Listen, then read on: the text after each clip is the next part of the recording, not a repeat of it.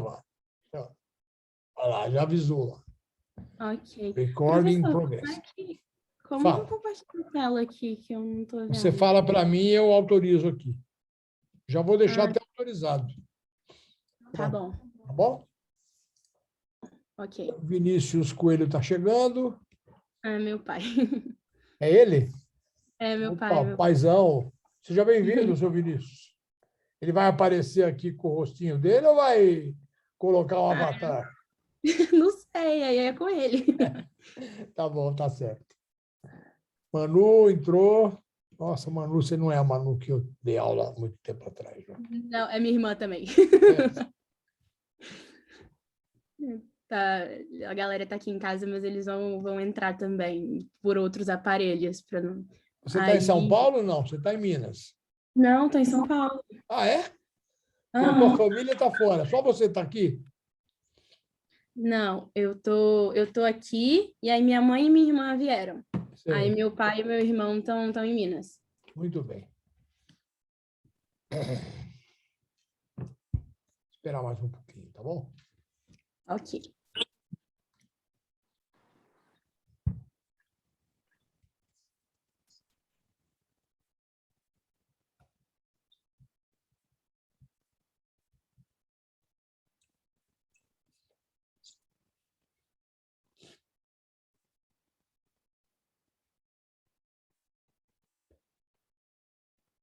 Esses últimos dias pensei muito no teu trabalho, Gabriela, porque teve um aniversário lá de uma daquelas tragédias. Qual Da foi? Chapecoense. Da Não, não, Chapecoense. além da Chapecoense, teve uma outra lá do,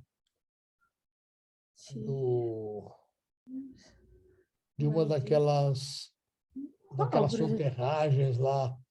Ah, Ou, não, foi o aniversário de Brumadinho, mas acharam isso, mais um isso, isso. corpo. Isso. Acharam mais um corpo. A tragédia é em janeiro, é dia 29 de É. janeiro. Ah, Mas então, cada acharam vez que mais um corpo. aparece mais Talvez um seja corpo, né? isso. Tenho a impressão que eles nunca mais vão parar de encontrar corpos ali. Pois é, eu também tenho. Aquilo é Aí o um... Diogo me mandou mensagem, falou que ele não conseguiu acessar o link. Eu vou enviar aqui para ele. Tá. Eu vou encaminhar aqui para ele.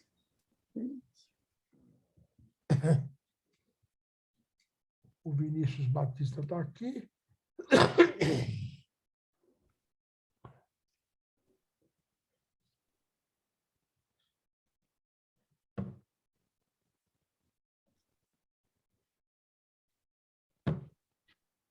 Esperar mais um pouco.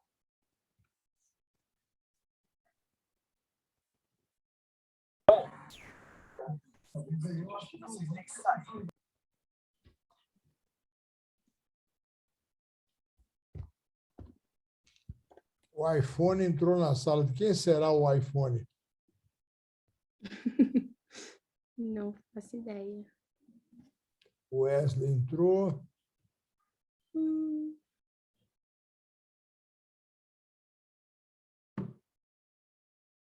Deixa eu mandar uma mensagem para o Wagner.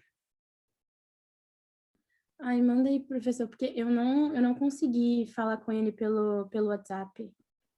Eu não consegui. Ele me passou um número, mas, tipo, eu não achei no WhatsApp. Tipo, Mas você não mandou apareceu. para ele, ele confirmou que ele Aí tinha eu, recebido. sim, confirmou por e-mail. Aí eu conversei com ele por e-mail mesmo. Falei, Ah, não sei o que aconteceu, não consegui falar com você pelo WhatsApp. Aí ele me respondeu por e-mail mesmo. vou achar ele pelo Facebook.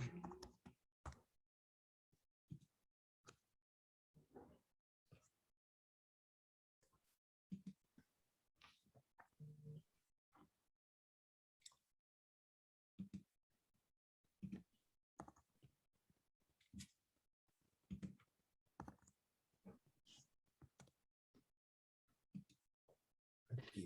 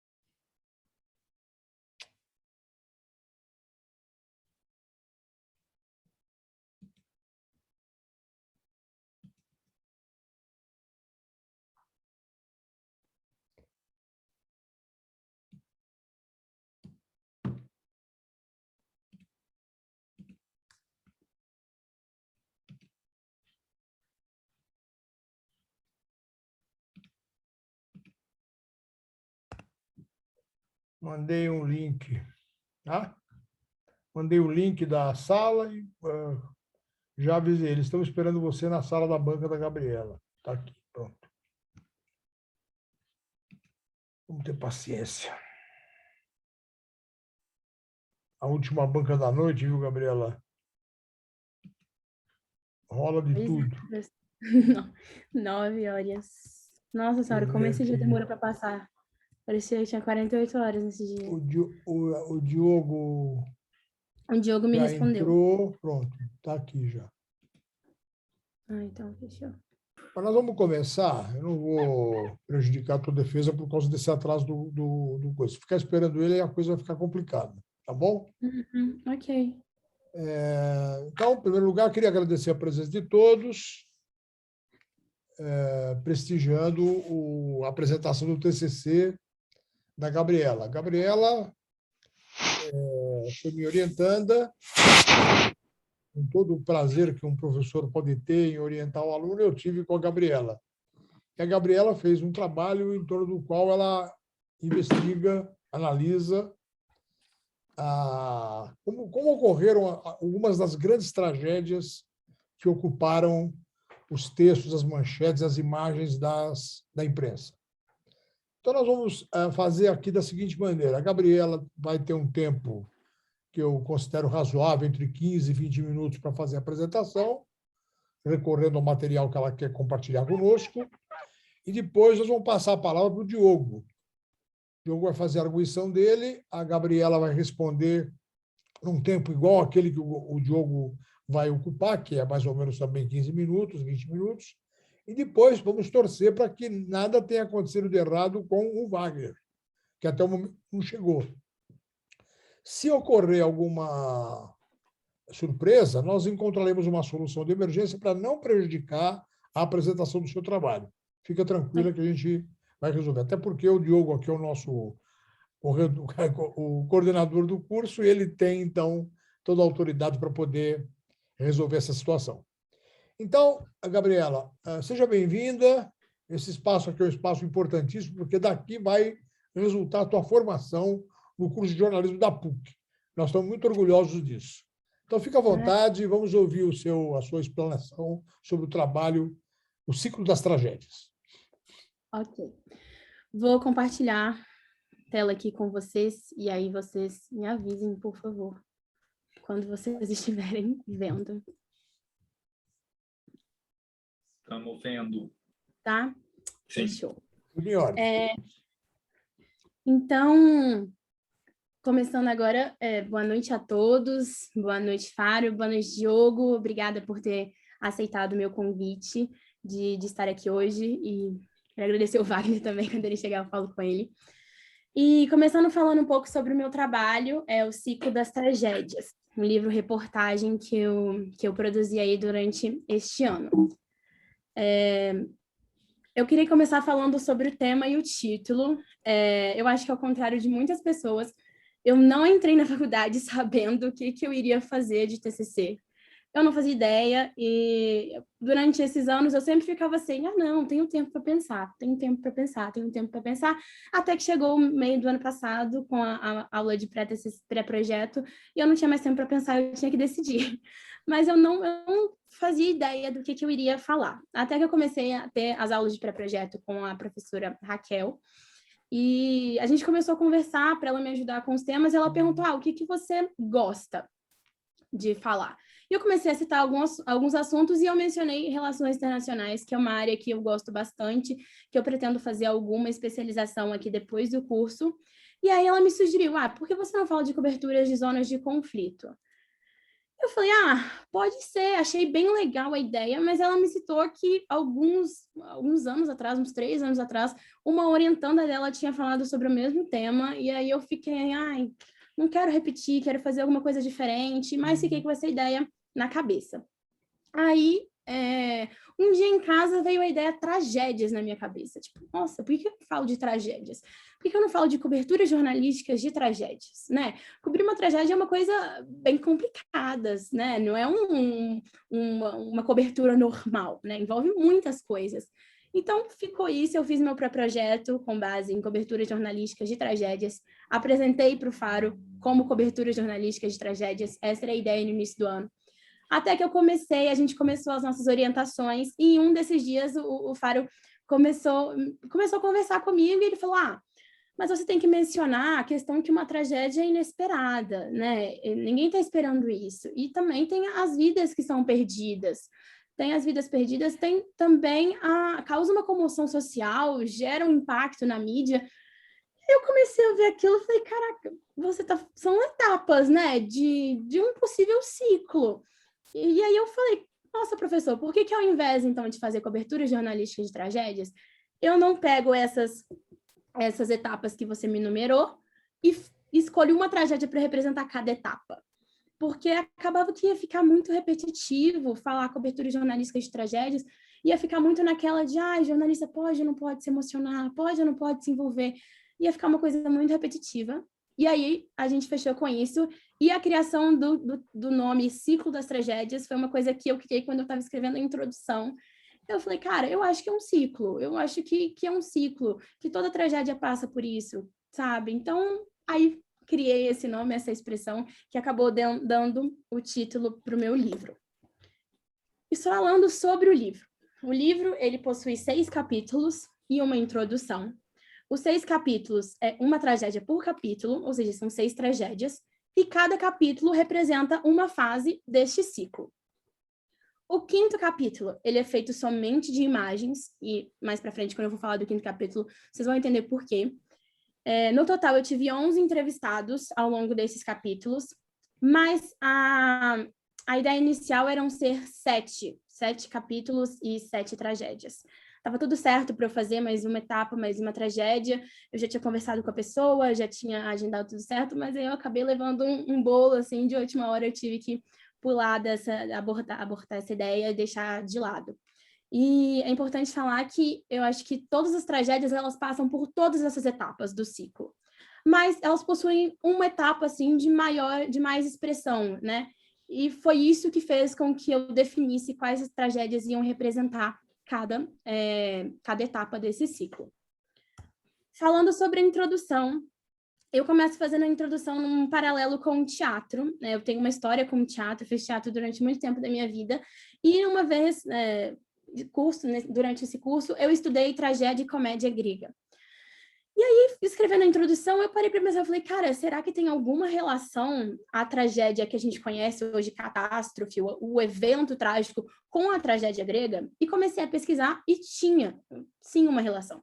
Tem, inclusive, essa frase aqui do Aristóteles, que ele fala, a tragédia suscita no espectador, simultaneamente, a compaixão pelo herói, devido ao destino que lhe foi reservado, e de grande horror, diante das mortes, ferimentos e dores que se narram em cena. Porque a tragédia, ela era sempre... o herói tinha um destino já definido, e era sempre um destino muito inesperado para o público, tinha sempre muitas mortes, muitos ferimentos, muita dor, muito sofrimento. Então, tem sim essa relação, e eu trago isso na introdução. Eu faço a apresentação do ciclo da tragédia, né? Eu falo dessas 6 etapas, que é o inesperado, as vidas humanas, a destruição, a comoção social, o impacto na mídia e a atuação das autoridades. Eu também faço uma relação da tragédia com o jornalismo, né? O jornalismo, eu acho que, conversando com o Faro, a gente discutia muito sobre isso, de que a tragédia é um prato cheio para o jornalismo, né? É um fato extremamente noticioso, quebra totalmente com a normalidade da vida. E, cara, fazer uma cobertura de tragédia não é fácil. Então, muitos jornalistas que cobrem tragédias, eles veem a partir dali a carreira deles mudando, né? Eles ganham uma bagagem e um espaço também, né, nesse meio. Então, eu falo sobre isso e trago também essa linha tênue entre uma cobertura sensível e o sensacionalismo, né? Até onde o jornalista pode ir, né? O jornalista, antes de ser jornalista, ele é um ser humano. Então, é normal que ele se emocione, que ele se envolva com aquilo ali que ele está vivendo. Mas até onde ele pode ir para que isso não vire algo sensacionalista? Então, também tem esse ponto na introdução. E agora, começando a falar dos capítulos, o primeiro capítulo é o inesperado, e eu escolhi a tragédia da queda do avião da Chapecoense para falar sobre essa etapa do ciclo. todo início de capítulo, eu não queria começar os capítulos já na tragédia. Ai, dia tal, o avião caiu e isso aconteceu. Eu queria trazer alguma coisa antes, um contexto antes, alguma coisa que linkasse com a tragédia, alguma reflexão. E aí, neste capítulo, eu falo bastante sobre a nossa rotina corrida do dia a dia e sobre a quebra da normalidade que situações inesperadas trazem para a nossa vida. Então, a gente tem ali uma rotina, uma agenda definida para o dia a dia, e quando algo inesperado acontece, vira uma confusão, é um caos. Desde você perder a hora porque o alarme não tocou, até um acidente no trânsito, a vida fica assim, você perde tudo do resto do dia. E aí eu trago essa reflexão no início, relaciono com a questão do inesperado da queda do avião da Chapecoense. E aí eu trago também uma parte da história e da trajetória do clube da Chapecoense, desde quando ela foi criada, o clube foi criado, todas as passagens pela Série D, Série C, Série B, Série A, campeonatos que disputou, toda a história e a relação com a cidade de Chapecó, é um time do interior, então tem uma relação assim, muito próxima com os torcedores, com os moradores de Chapecó. Eu trago isso. E os meus dois entrevistados desse capítulo foram a Lívia Laranjeira e o Matheus Montemeso. A Lívia é jornalista do Sport TV e ela foi a primeira jornalista a entrar no ar para falar sobre a tragédia.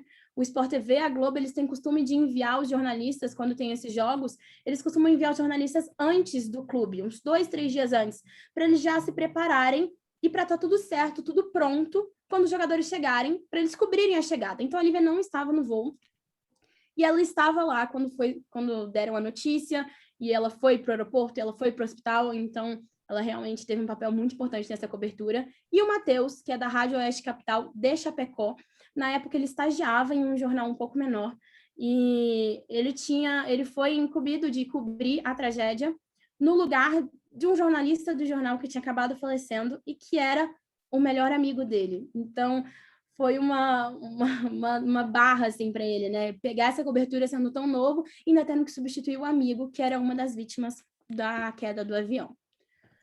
O segundo capítulo, Vidas Humanas, eu escolhi a pandemia do Covid que a gente está vivendo hoje em dia, e acho que nada melhor do que essa pandemia para ilustrar isso. Acho que fazia tempo que a gente não via uma tragédia que levasse tantas pessoas assim.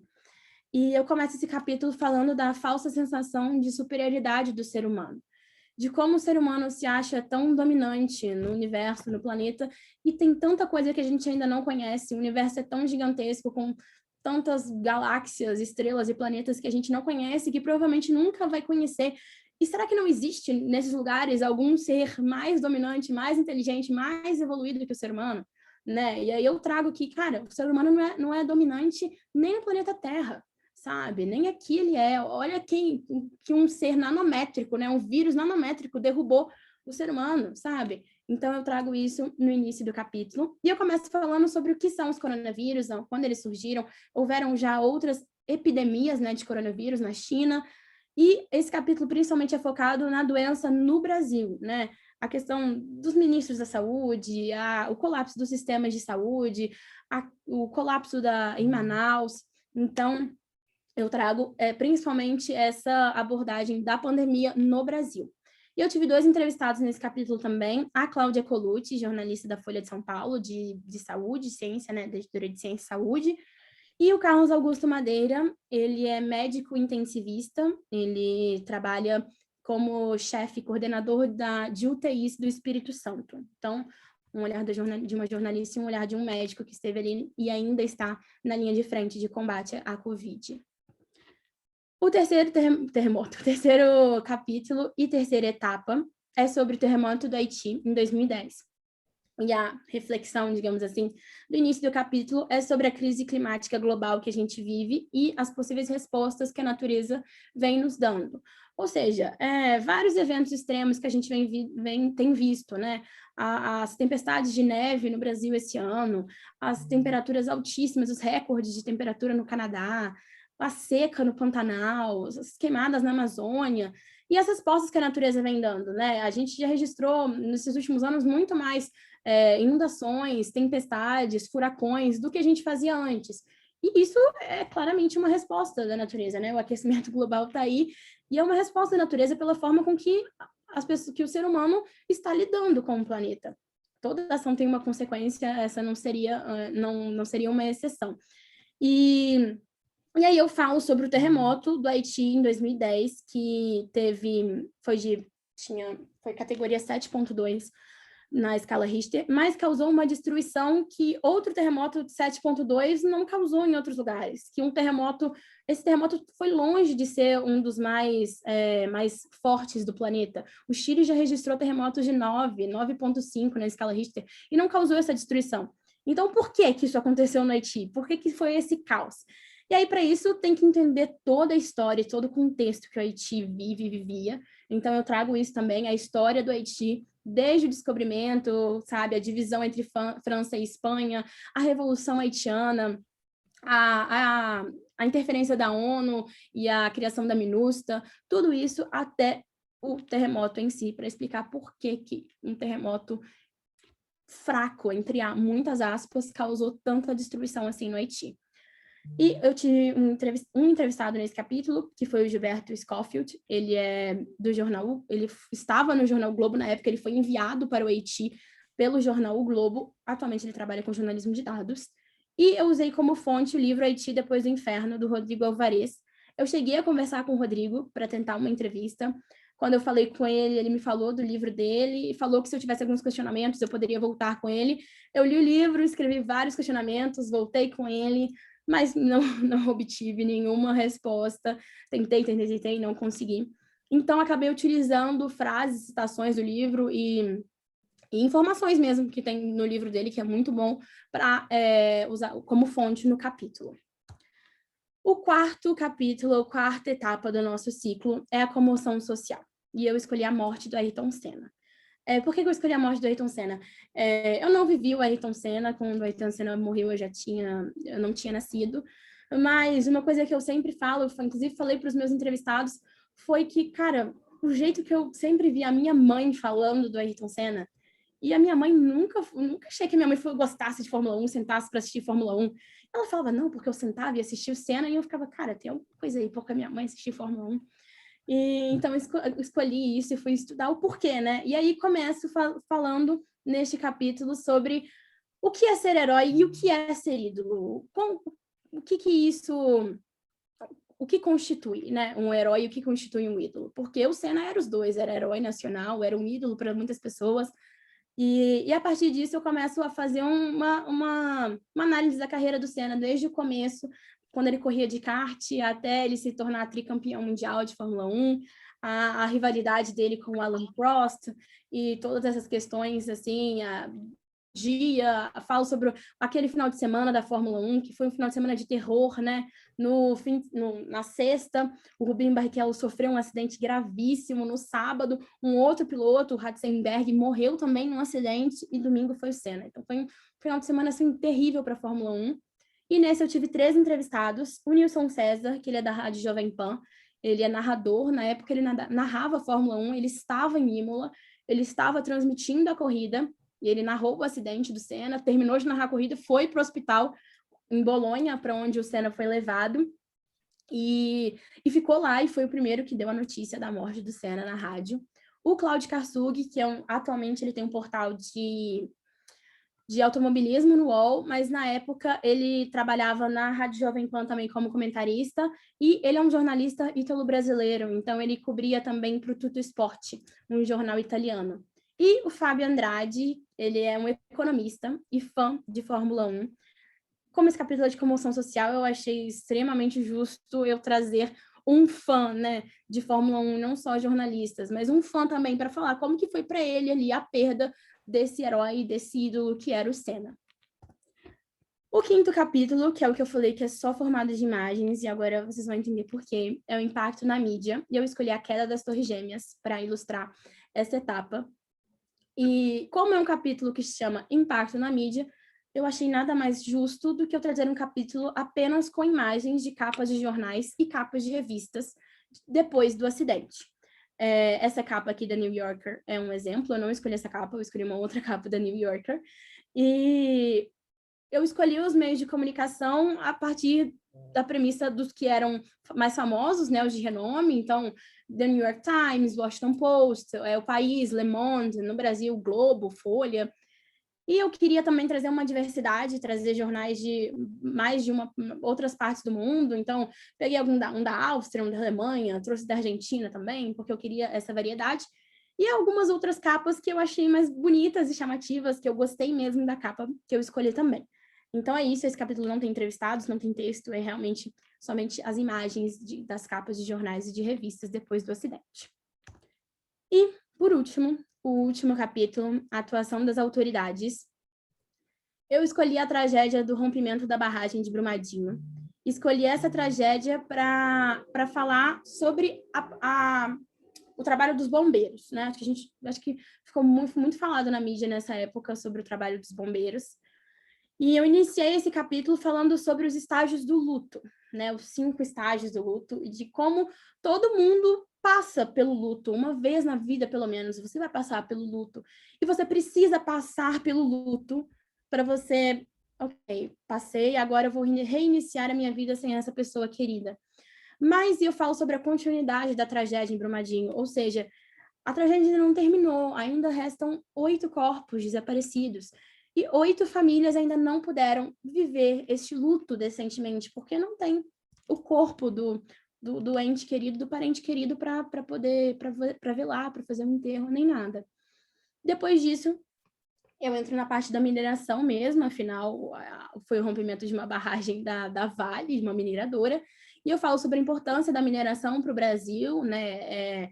É um dos principais commodities que o Brasil exporta para o resto do mundo, o Brasil é um dos principais exportadores, mas também tem muitos impactos que essa mineração causa, né? Impactos ambientais, assoreamento de rios, desmatamento, erosão, a poluição das águas, poluição sonora, várias coisas que a mineração, que a atividade mineradora causa. E nesse capítulo também eu tive 3 entrevistados, a Laura Marques, da CBN-BH, que também estava lá em loco, em Brumadinho, a Thaís Pimentel, também, que estava lá em loco, do G1 Minas, né? E o Major Ivan Santos Pereira Neto, que foi do Corpo de Bombeiros de Minas Gerais, e que contou um pouco sobre como foi esse processo do Corpo de Bombeiros de resgate, né, outros acidentes com barragens que já aconteceram em Minas, né, Brumadinho e Mariana não são os primeiros, já teve acidente em Cataguases, em Itabirito, e ele falou também um pouco sobre agora, né, como eu falei, é uma tragédia em curso, não acabou, eles ainda estão lá, sabe, eles continuam procurando, tentando achar os outros 8 corpos. E acho que é uma frase que ele falou que me marcou muito, é que os bombeiros de Minas tinham sido os primeiros a chegar em Brumadinho e seriam com certeza os últimos a sair.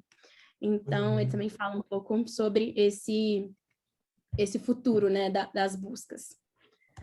E é isso, gente. São esses 6 capítulos da introdução. Passei um pouco rápido, assim, só para dar tempo, mas acho que deu para pegar um pouquinho sobre o que fala cada capítulo. E é isso, obrigada. Gabriela, deixa eu fazer um pedido para você. Espero que a classe concorde. Você não pode, pelo menos, passar as imagens do 11 de setembro? Ai, passo. Só as imagens. Você não precisa comentar, só para a gente ter o impacto daquilo que você selecionou em termos visuais, né? Ok. Vocês continuam vendo a minha tela? Meio tortinha, mas continuando. Tem um acidente aí. Não, tudo bem. Eu vou descer aqui, estou abrindo aqui o PDF. Quantas imagens são do 11 de setembro? Ai, professor, não sei. Aqui, ó. Agora, tudo certo? Tá vendo? Não, ainda não. Aqui. Aí o primeiro, The New York Times. Não tá passando. Não está vendo não, Gabriela. Não? É melhor você sair e entrar de novo com a imagem. Uma outra imagem, né? Tá. O Lucas está dizendo que acho que precisa compartilhar. Mas, Lucas, eu já autorizei o compartilhamento da tela. Não, vou tentar de novo. Vou Vamos iniciar lá. aqui e agora eu vou compartilhar a tela certa. Certo. Certo? Conseguem ver Estamos agora? vendo. Vamos. Muito bem. Aí eu separei... Eu queria que você só deixasse a gente ficar com a atenção voltada para o visual. Uhum. Porque o fato todo mundo sabe qual é, né? É o acidente. Quer dizer, se você faz questão de comentar, mas eu queria que ele tivesse dos não sei. países. Eu aprecio muito Aqui é a esse primeira. impacto visual. Uhum. Aqui é a primeira. Essas duas.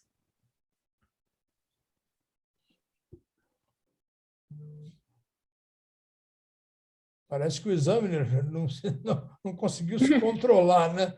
Ele Não, mandou bastardos. deu um Aqui, ó. bastardo já na Que capa. coisa, que coisa. É. Essa foto da New Yorker, as duas silhuetas, Silhuetas meio que apagadas, né? é muito, muito impressionante isso.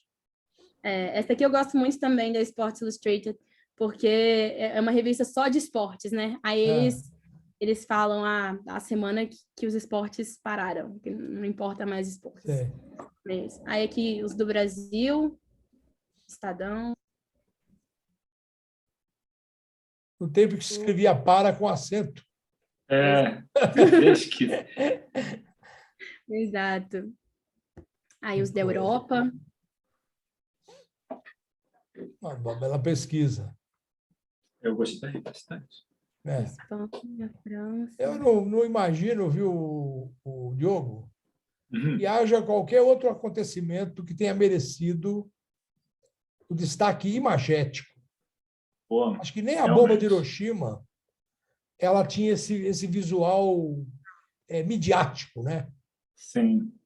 Eu me lembro que no dia que explodiram as bombas lá no World Trade Center, havia uma brincadeira dizendo que aquilo tinha sido planejado pelo Steven Spielberg. Sim. É uma ironia maldosa, mas tinha a ver com a natureza midiática do fato, né?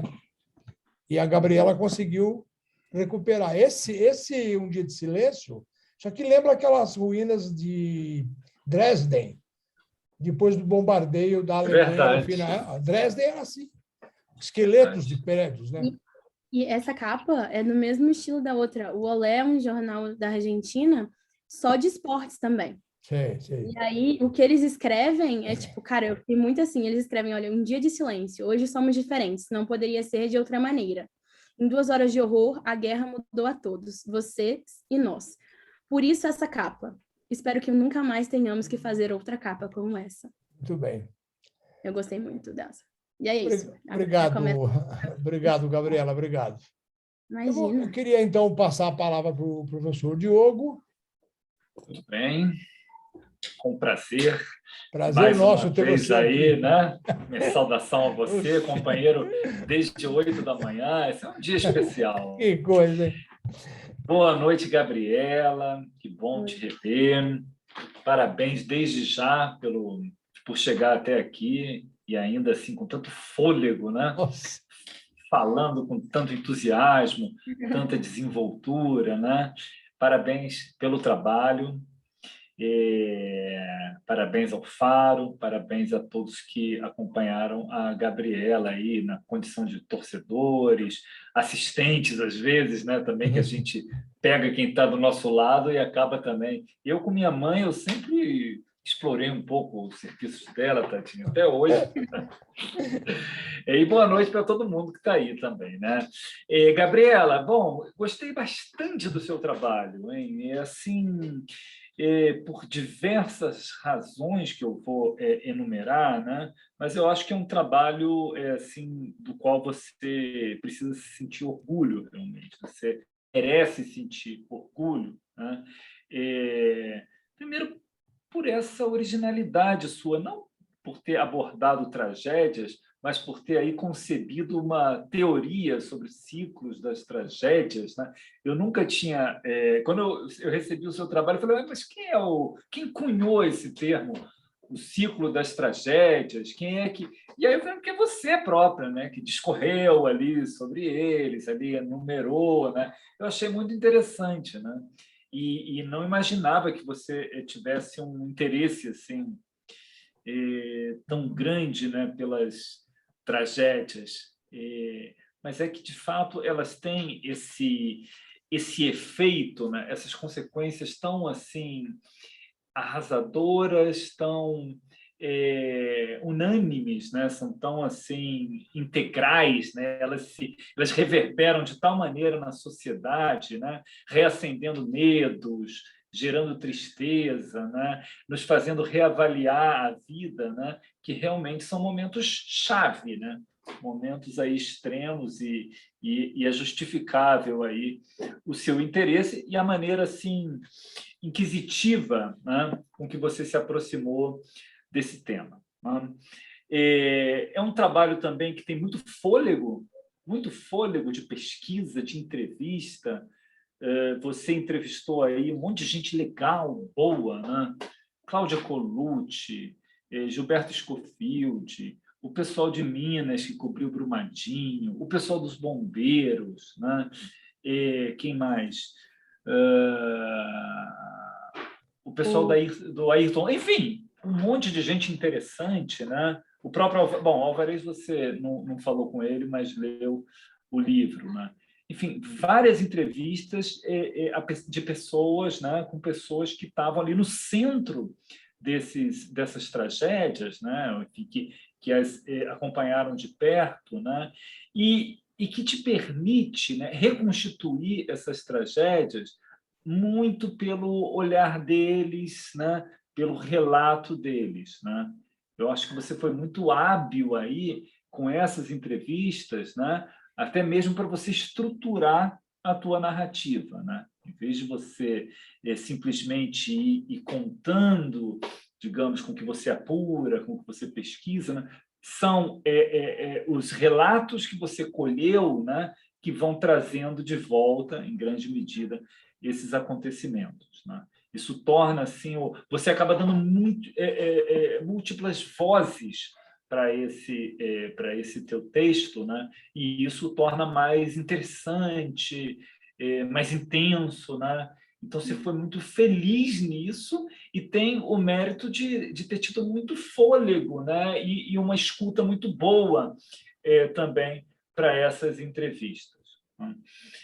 Eu acho que o teu livro ele mostra também, desde cara, uma ambição narrativa que eu acho muito louvável e importante, né? Você se filia aí claramente ao jornalismo literário, você assim, se inspira no jornalismo literário. Eu fico particularmente feliz com isso, né?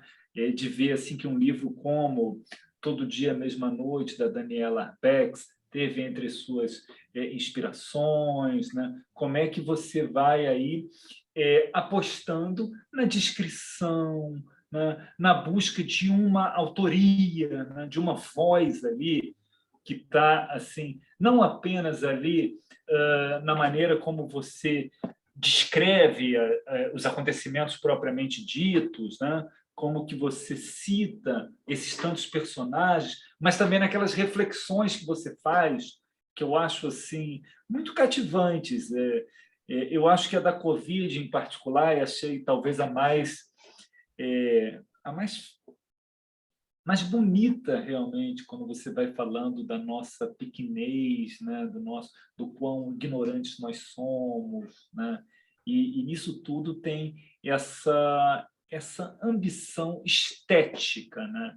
Que eu acho que nunca pode abandonar um jornalista, sabe?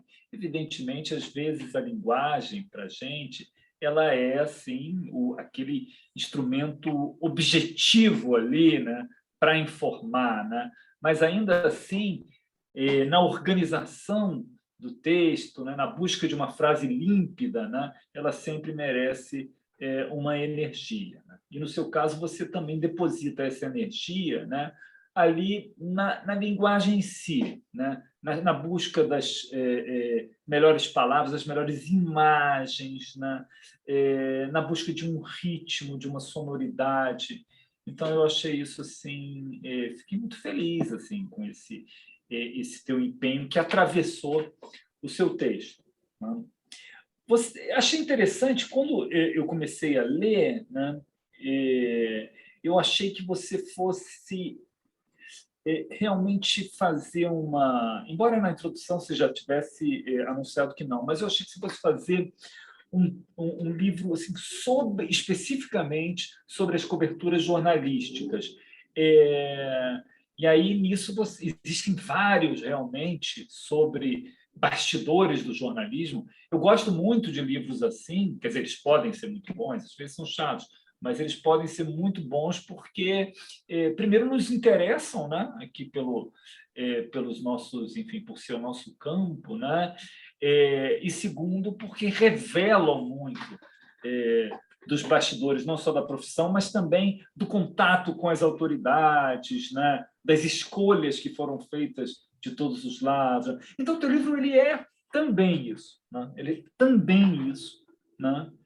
Ou seja, é um livro que você reúne ali um conhecimento sobre a cobertura de tragédias, um livro que pode servir como subsídio para alguma iniciação científica sobre isso, né? Mas ele vai além, e eu acho que você fez bem, porque você deu uma riqueza maior, realmente, né? Ao trazer outros personagens, né?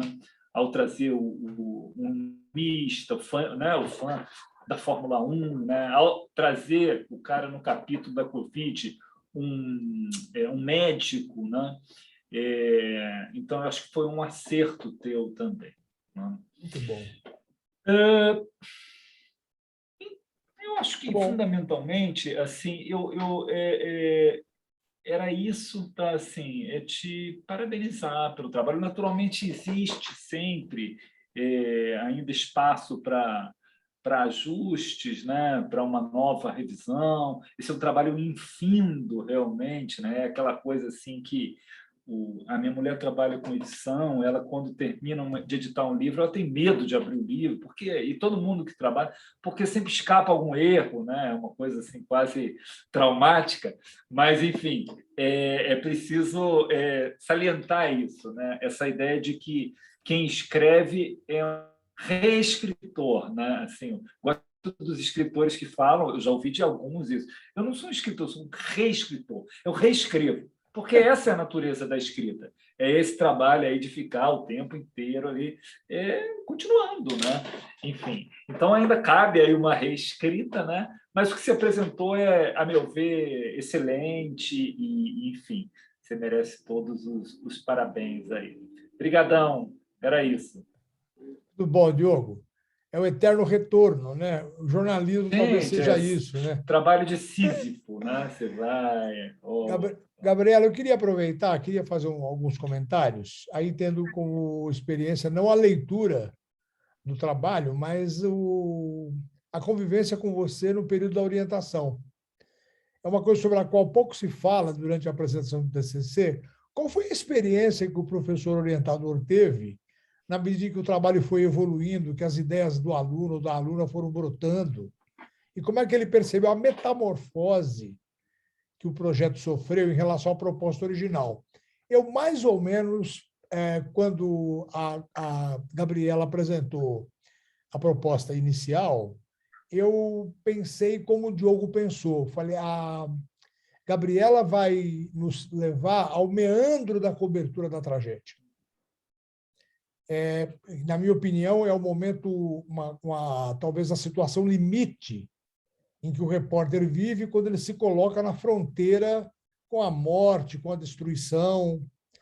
E a Gabriela não fez isso. Eu acho que ela fez uma coisa que aproximou mais as tragédias do seu conteúdo noticioso, em função do inesperado, em função da natureza que essas tragédias tiveram, do que propriamente uma abordagem do ponto de vista existencial ou filosófico.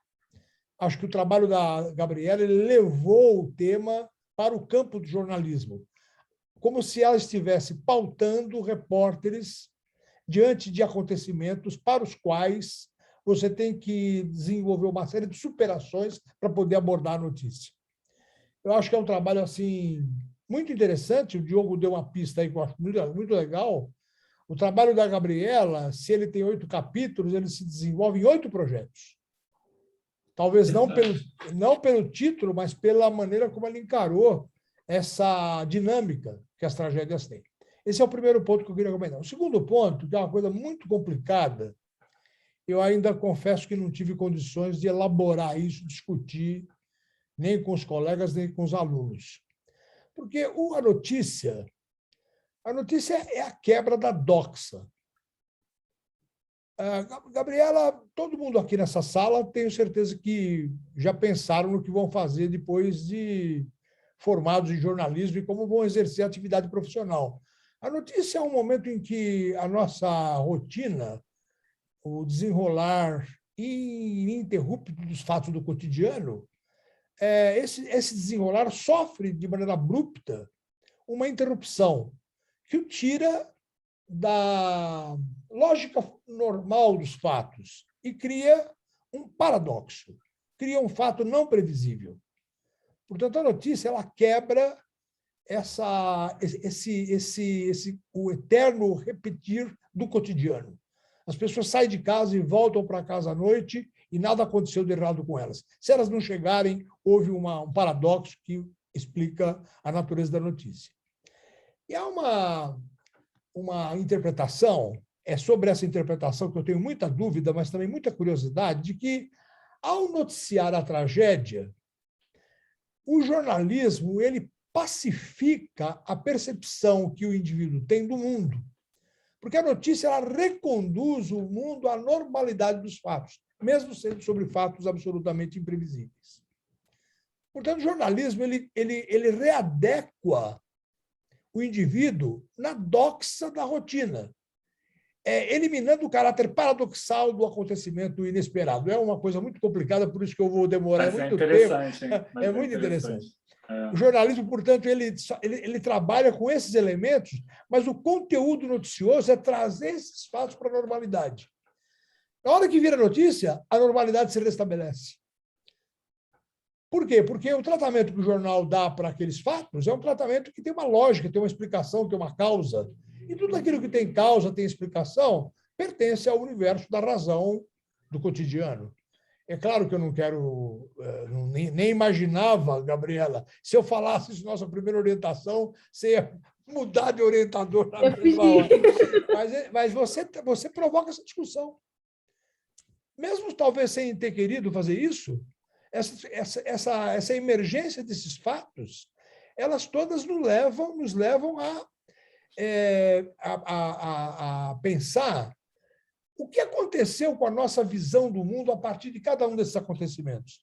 Ela se tornou menos acomodada, menos conformada com a tragédia. Não sei, é uma questão que você fez bem de colocar, mas que eu faço mal de levantar, porque eu também não tenho ainda, mas eu gostaria muito de pensar sobre esse assunto, sobre o caráter, não sei, o caráter existencial da atividade noticiosa. Bom, isso é bem interessante. Muito interessante. É uma provocação. Sim, sim. Na verdade, não é uma provocação. Fala você, Diogo. Fala você. Não. Muito brevemente, nesses dias eu estava lendo que eu não tinha lido ainda, o diário da Anne Frank. E aí é interessante assim, como eles ali, a família, lá naquele esconderijo lá, ficava ouvindo as notícias da guerra, né? Então essa presença do noticiário ali, né? Que efeitos traria também sobre eles, né? É interessante sempre pensar no jornalismo nessas situações assim, extremas, realmente. Né? Passar a palavra para a Gabriela. Então, você comenta o que você achar que vale a pena comentar da minha fala, mas aqueles elementos fundamentais do Diogo, fique à vontade. Certo. Eu vou começar, então, da fala do Diogo, sobre jornalismo literário. Eu não tinha percebido isso no início, e no final eu comecei a perceber muito isso. Eu fiquei tipo, nossa, isso tá muito jornalismo literário, porque eu nunca tinha achado que eu tinha, tipo, eu tive aula de jornalismo literário com você. E eu acho que é por isso que, quando eu mandei para você sugerindo para você compor a banca e tal, eu até coloquei isso, que eu achava que meu projeto tinha um quê de jornalismo literário, que você tinha me dado a aula e tal. E eu só fui perceber isso no final. E eu acho que foi muito bom esse projeto também, que eu acho que eu pude descobrir uma coisa que eu não sabia, que eu gostava de fazer e que eu, bem modestamente, fazia bem, assim, porque eu lia, ficava legal, e eu ficava, caraca, não sabia que eu tinha essa capacidade, sabe? E eu acho que foi muito bom também esse projeto para me reconectar com o curso e com a profissão, sabe? Esses 2 anos de pandemia me deram uma desanimada, assim, sabe? Essa questão das aulas online, eu via assim, eu ficava, cara, será que eu escolhi certo? Será que o jornalismo é isso mesmo? Porque acaba que a gente não tinha mais aulas práticas, ficava só essas aulas online, eu não tinha saco para nada, não tinha paciência para nada. E foi muito bom esse projeto, porque eu vi que eu realmente gosto, sabe? Aí, pulando para outra parte que você falou do fôlego, realmente, tinha épocas que eu ficava assim, Jesus Cristo, porque foi muita gente que eu tentei falar, que eu tentei um contato, que eu fiz entrevista e nossa senhora, quanta coisa para decupar, e eu ficava, Jesus, por que eu fui inventar fazer isso? Meu Deus, por que eu fui inventar fazer isso? Por que eu fui fazer isso? Era tão mais eu ter seguido, porque foi igual vocês falaram. São vários... não é uma história normal que tem início, meio e fim. Isso. São várias historinhas em cada capítulo. Então, cada capítulo eu tinha que fazer uma pesquisa gigantesca diferente. A pesquisa do capítulo anterior não servia. Eu tinha que fazer uma pesquisa inteira diferente, eu tinha que entrevistar pessoas diferentes, eu tinha que assistir documentários diferentes, eu tinha que fazer todo o processo de novo. Eu fiz todo o processo de novo 6 vezes, 7 se for contar a introdução. Então eu ficava assim, meu Deus, por que eu fui inventar essa moda de fazer isso? Era tão mais fácil eu ter seguido. E o que você falou, só que eu acho que eu sou muito assim, eu gosto de fazer coisas diferentes, sabe? Que as pessoas não fazem. E quando eu vi, eu falei, cara, já fez, eu não quero fazer uma coisa que todo mundo já fez. Claro. Coisa. Faz bem, mas é isso aí mesmo. E aí, e o que você falou é verdade. Quando eu li no final, eu fiquei, deu aquela sensação de, caraca, eu fiz, eu consegui fazer. E eu tenho muito orgulho, eu sou muito crítica comigo mesma, muito, muito crítica. Então, semana passada eu li tudo de novo para ver, para falar, cara, eu preciso me preparar se tiver alguma coisa que eu deixei passar ruim, que sabe, que eu sei que vão comentar, eu preciso ver. Uns pontos ali, eu fiquei assim, meu Deus, como que eu deixei isso aqui? Crítica, dona de uma energia, olha... Pois a inveja, né, Fábio? Coisa. Se você não desliga, deve ter um botãozinho lá que você desliga. Não.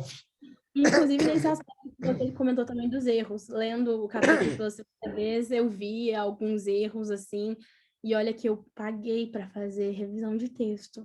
E eu vi depois e eu fiquei assim, meu Deus, olha esse erro aqui. Eu já fiquei olhando, já anotei onde que é para eu poder mudar depois. E sobre mais uma coisa, Daniela Arbex. Era com a Daniela Arbex, o meu último capítulo. Era... você ia falar com ela. Eu ia falar com ela, a etapa iria se chamar Pelo Olhar do Jornalista, que ia ser só sobre o ponto de vista do jornalista lá, né? Falando principalmente que a gente vê tudo, mas eu acho que quem está lá e vive tem muito mais coisa para contar. Ia ser sobre a Boate Kiss, por isso eu olha aí, que coisa. Por isso eu li todo dia, à mesma noite. E eu cheguei a conversar com a Daniela, ela topou a entrevista, me passou o WhatsApp dela, o contato. E aí, quando chegou, só que a gente teve que marcar para frente, porque ela estava finalizando um outro livro. E quando chegou para frente, eu entrei em contato, eu não consegui resposta mais e tive que acabar abandonando a ideia do capítulo. Fiquei muito mal, porque eu queria muito fazer esse último capítulo para finalizar. Ainda mais que começou o julgamento agora, então estaria super em alta. Mas eu lembro também na sua aula que você levou, Daniela Arbex. Você participou daquele grupo, né? Participei. E lá eu já tinha decidido o tema. E eu tinha certeza que eu ia falar sobre a Boate Kiss. E ela falou muito sobre esse livro naquela aula. Então, eu, inclusive, fiz uma pergunta para ela sobre esse livro, sabe, na própria aula. Então, eu já tinha isso certo. Mas vamos ver, eu acho que eu ainda quero fazer esse capítulo, porque eu acho que vai finalizar melhor a minha ideia, sabe? Ela vai finalizar melhor. Claro. Entende o livro como uma primeira versão, um livro assim. Sim, claro. Sobre a parte que você falou das reflexões, foi igual eu falei, eu queria trazer essa coisa inicial, porque eu queria fazer as pessoas pensarem, de alguma forma, relacionarem aquela tragédia para fazerem uma reflexão, sabe? A tragédia do Haiti, eu vou fazer uma reflexão sobre, cara, a forma que eu estou tratando o planeta. A tragédia da Chapecoense é tipo, cara, você pode estar vivendo o seu melhor momento, pode acontecer alguma coisa e, cara, mudar tudo. Eu queria trazer essas reflexões, inclusive a da Covid, quando eu fiz. Eu cheguei pro Fábio e falei, olha, você acha que eu tô sendo, assim, muito crítica? Porque eu tô achando que eu tô sendo muito crítica, eu tô destruindo o ser humano aqui, e eu quero saber se tudo ok, se você acha que tá ok, ou se vai ficar muito pesado eu falar tanta coisa assim. Ele, não, tá ótimo, não sei o que, pode seguir assim. E aí eu acabei seguindo, mas também foi uma das partes que eu acho que eu gostava muito de escrever essas reflexões, e de pensar assim, de ver como que eu viajava, às vezes, sabe, para fazer as ligações, e que no final tinha ligação, no final as coisas se ligavam. Mas eu viajava fazendo. E por último, sobre a entrevista do Corpo de Bombeiros, que eu queria publicamente te agradecer, porque ela só aconteceu por conta de você. Imagina! Ela só aconteceu porque foi a última entrevista, cara, eu já tinha enviado o texto para revisão quando eu recebi as respostas, foi tipo dia 15 de novembro. Eu já tinha enviado o texto, ele já estava pronto, eu recebi em cima da hora, e o capítulo estava pronto, feito. Eu falei, cara, eu preciso enfiar essa entrevista aqui nesse capítulo de alguma forma. É o Corpo de Bombeiros, eu estou falando do Corpo de Bombeiros, eu preciso enfiar isso daqui. Em algum lugar esse negócio vai ter que entrar. E aí eu reformulei o capítulo com a entrevista. Você foi super rápido, foi ágil, né, nesse final. Foi. Chegou muito em cima, mas deu tudo certo. E no final fechou e eu consegui fechar o capítulo com a entrevista. Sim. Foi bom, bom. Eu acho que muito fazia bem. muito diferencial. Gabriela, muito obrigado. Diogo, nós podemos caminhar para uma avaliação nossa? Eu acho. Eu estava pensando na emissão de um parecer sobre o trabalho da Gabriela, que supre a ausência do Wagner, que deve ter acontecido alguma coisa, que o Wagner é um cara extremamente compromissado com a PUC, e jamais imaginei que o Wagner não aparecer hoje. Então, certamente, mandei para ele uma mensagem pelo Facebook, ele não respondeu. No meu WhatsApp não aparece uma mensagem, eu me correspondo muito frequentemente com ele. Sim. Então, a minha proposta é essa. Nós atribuímos a nota definitiva da Gabriela e resolvemos a ausência do Wagner através de um parecer. Um parecer dele, você diz? Dele, se não for possível, um parecer de um professor. Sim, a gente dá uma solução. Isso. A gente dá uma solução, porque esse caso, né? Eita, perdão, estou ligando para um amigo. Eu fui apertar o teu WhatsApp e comecei a ligar para uma outra pessoa. Eu vou te dar a nota pelo WhatsApp. Isso. E aí a gente, sim, porque é isso, ele faltou no momento, né? Diferente do... Uma coisa errada, já vi sua nota. Tomara que ele esteja bem, né? Então, nós vamos fazer a ata da defesa da Gabriela. Gabriela, presta atenção, então.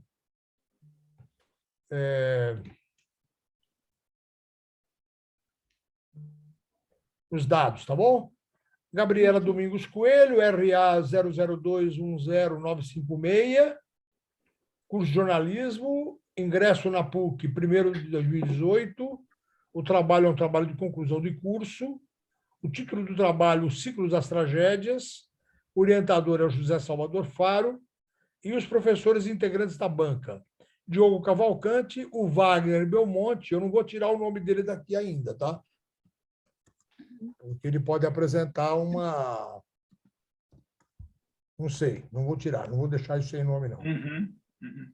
E, por último, o Faro. O professor Diogo Cavalcante atribui a nota 10 ao trabalho da Gabriela.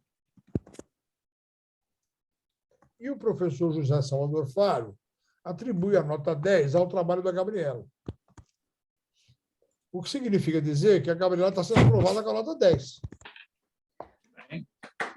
Tá certo, Diogo?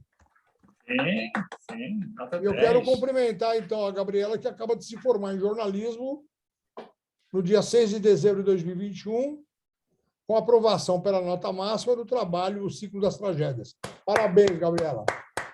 Obrigada, obrigada, obrigada. E bom, de bom. Muito Parabéns. obrigada, gente. Muito obrigada. bom, olha, que a gente consiga se rever, né, Gabriela, aí em breve, poder te dar um abraço pessoalmente, né, me despedir, dar um até logo, né, que vocês têm que visitar a gente, né, parabéns à família e tudo de A bom. família, a família tá aqui, né? Eu tô ouvindo a família Opa. chorar o projeto inteiro. A família acha que eu não tô ouvindo, né? Não, mas eu tô ouvindo aqui. Tá chorando. Oh, coisa que boa, bom. hein? Que bom, gente. Agora comemorem. Isso, festejem. Gabriela, você tem todos os méritos de uma excelente aluna, muito dedicada, muito diligente no que você se propôs a fazer, corajosa, porque a abertura do teu trabalho significou um compromisso muito grande e você deu conta dele de maneira muito exemplar, muito bacana. Agradeço você ter me dado a oportunidade de orientar você. Tá bom? Imagina, professor. Eu quero agradecer você também, pessoalmente. Eu escrevi nos agradecimentos, mas eu acho que eu comentei muito com a minha mãe. Estava falando de família, o Diogo estava falando, né, de alugar, tal, de delegar papéis. Na minha família, os meus familiares são meus ouvintes, né? Eu acho que eu devo ter lido todos os capítulos para todos eles, assim, umas 2 vezes. Eu falo, cara, eu preciso de uma opinião, eu preciso ler. E eu comentava muito sobre isso também, do quanto, assim, você me incentivou ao longo desse período, sabe? Não só orientando, mas eu mandava um negócio, tá bom, você não, muito bom, que não sei o quê, continua, me manda mais, não sei o quê. E acho que isso fez a completa diferença. Ia me incentivando, eu ia ficando mais animada, então acho que muito obrigada também por esse ano e por toda a paciência comigo. Pessoal, vou encerrar. Diogo, um abraço para você, descansa. Abraço forte, você também. Foi um dia intenso, hein? Legal. Foi intenso. Gabriela, aproveita agora, curte o teu momento, tá? Um abração para todo mundo. Claro, calma aí. Fala. Pode tirar uma foto. Pode tirar, bem. Calma aí, deixa eu só me fixar aqui. Quem precisar de atestado, precisa mandar para mim. O Vinícius Matias Coelho, que vem a ser o seu pai, declara aqui, parabéns, minha filha, muito orgulho. Que bacana, legal. Legal, Vinícius, parabéns mesmo. Parabéns ao pai e à mãe. Isso. Também. Vai lá, Gabriela, faça a sua foto. Já fiz. Já foi? Então, quem precisar do certificado, precisa mandar um e-mail para jsfaro@pucspbr ou no Teams, tá? Nome e qual foi a sessão que assistiu. Gente, estamos encerrando, estamos saindo daqui. Bom descanso. Abraço para todo mundo. Abraço, gente.